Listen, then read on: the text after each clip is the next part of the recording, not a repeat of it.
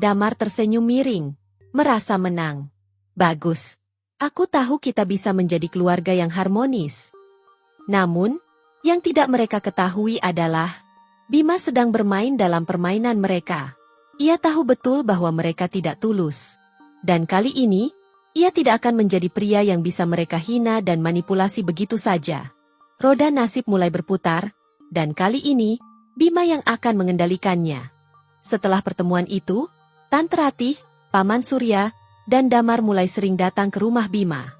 Mereka berpura-pura menjadi keluarga yang penuh kasih, seolah-olah mereka telah benar-benar berubah. Setiap kali datang, Tante Ratih membawa makanan dan hadiah, Paman Surya berbicara dengan nada rendah hati, dan Damar bersikap seolah-olah ia sudah menjadi saudara ipar yang baik. Namun, Bima tidak bodoh. Ia tahu mereka datang bukan karena cinta keluarga, tetapi karena kepentingan pribadi.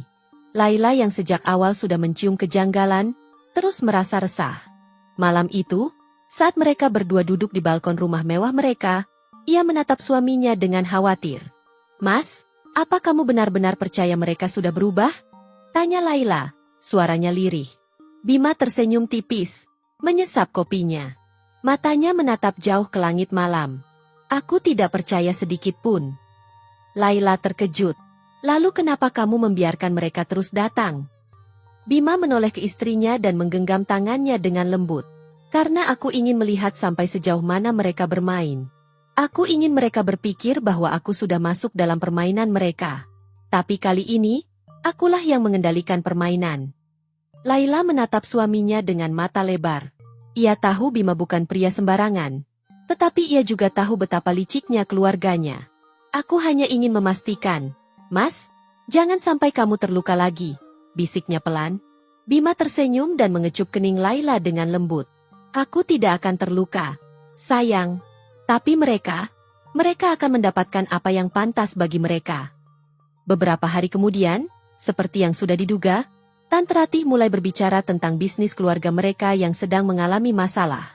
"Bima, sayang, kami sebenarnya datang bukan hanya untuk bersilaturahmi, tapi juga ingin meminta bantuan.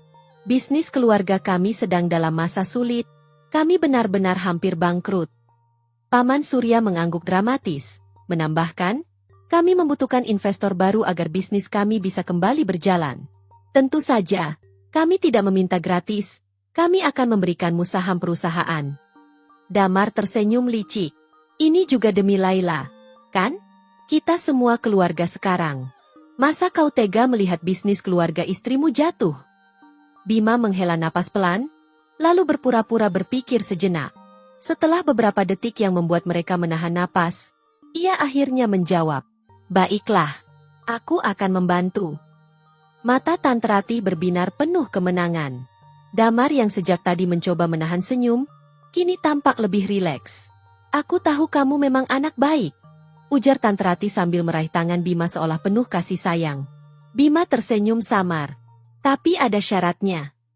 Keluarga Laila langsung terdiam. Paman Surya mencoba menyembunyikan kegelisahannya. "Tentu, apapun syaratnya, Nak." Bima menatap mereka dengan santai. "Aku tidak akan sekadar menjadi investor. Aku ingin mengendalikan langsung bisnis kalian. Aku ingin laporan keuangan lengkap dan seluruh keputusan besar harus mendapat persetujuan dariku." Wajah mereka berubah seketika. Tante Ratih mencoba tetap tersenyum. Tapi, Bima, kalau begitu kami seperti menyerahkan bisnis ini kepadamu." Bima mengangkat bahu. "Kalau kalian memang membutuhkan bantuanku, kalian harus percaya padaku. Aku tidak akan memberi uang tanpa kejelasan. Aku hanya ingin memastikan bisnis ini berjalan dengan baik, supaya kita semua bisa mendapatkan keuntungan." Paman Surya tampak mulai berkeringat. Damar mengepalkan tangannya di bawah meja. Mereka tidak menyangka Bima akan memberikan syarat seperti ini. Mereka mengira bahwa Bima akan begitu naif dan langsung memberikan bantuan tanpa berpikir panjang. Tante Ratih terpaksa tersenyum lagi. Tentu. Kami setuju. Kami akan mengatur semuanya agar kau bisa mendapatkan akses ke dalam perusahaan." Bima tersenyum puas. "Bagus. Aku akan mengatur timku untuk segera melakukan audit dan pengelolaan bisnis kalian." Keluarga Laila merasa terpojok.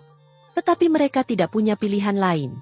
Mereka harus setuju jika ingin mendapatkan uang yang mereka incar. Namun, mereka tidak tahu bahwa sejak awal, Bima sudah memiliki rencana lain. Ia tidak hanya ingin membantu bisnis mereka, tetapi juga ingin menunjukkan siapa yang sebenarnya lebih kuat. Hari itu tiba.